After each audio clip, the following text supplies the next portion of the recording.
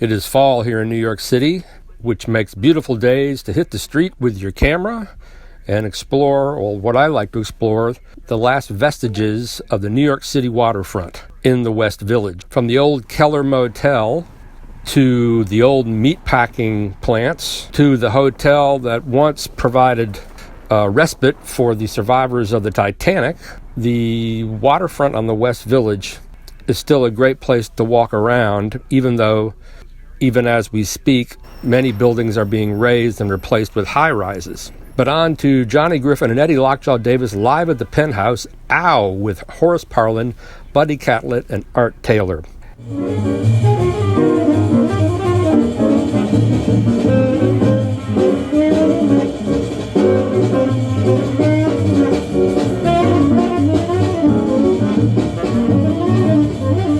As many of you know, if you regularly watch my channel or if you're a member of Jazz Vinyl Lovers, I'm a huge Eddie Lockjaw Davis fan.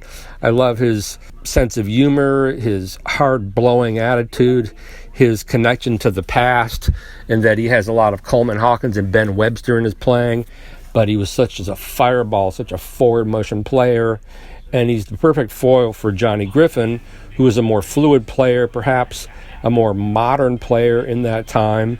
And the two of them together are just like greased lightning. And they made several studio records together, and they made, I believe, 2 or 3 live records. But this latest discovery shows the two at the absolute zenith of their powers with an outstanding rhythm section. And the recording quality is really great. Some live recordings are more about the performance than about the audio quality. You sacrifice audio quality depending on how the tapes were originally recorded. But there's nothing to give up on this 2 LP set.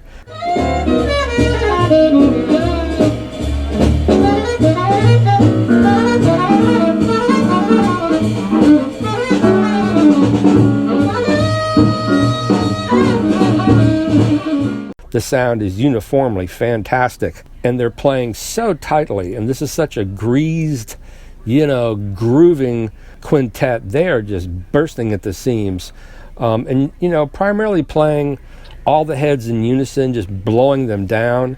It's pretty phenomenal. These were recorded in 1962 at the Penthouse in Seattle, Washington, which was apparently a pretty well-known club, and I believe there are other dates from this series, but I just can't say enough about the performance on this record. It is start to finish just blazing and burning, and you can tell they're having fun, as they always did. These guys had a kinetic relationship.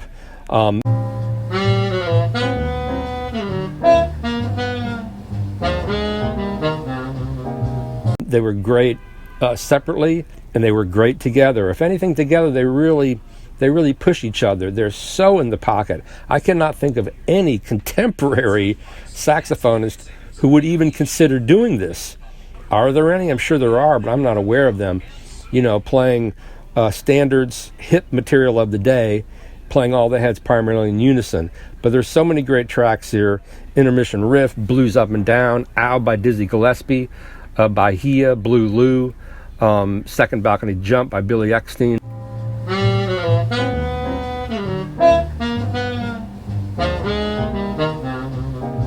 Sophisticated Lady by Ellington, Tickletoe by Lester Young. Then they close out with Intermission Riff again. And this is just, you can't go wrong with this thing. I could not recommend this more highly. Zev Feldman and Cory Weeds. Cory Weeds, I believe, runs Reel to Reel, the label, have just knocked it out of the park, man. These are amazing recordings. I believe it's a record store day, limited to 750. I've seen a lot of the record store day stuff come into Jazz Record Center, and there'll be a big buzz about this stuff at first, but then it sort of dies out. We have quite a few titles there that have sat, such as all the Grant Green stuff, since they originally came out. This is going to be one of those releases that is sold out right away and people are going to collect. I would almost put my name to it. Even the response I've had at my Jazz Vinyl Lovers group to everyone just liking it, which kind of surprised me. I don't know this many people were into these guys, but these guys epitomize hard bop blowing, and within a extremely tight unit. There's just so much great energy and good vibes pouring out of this record.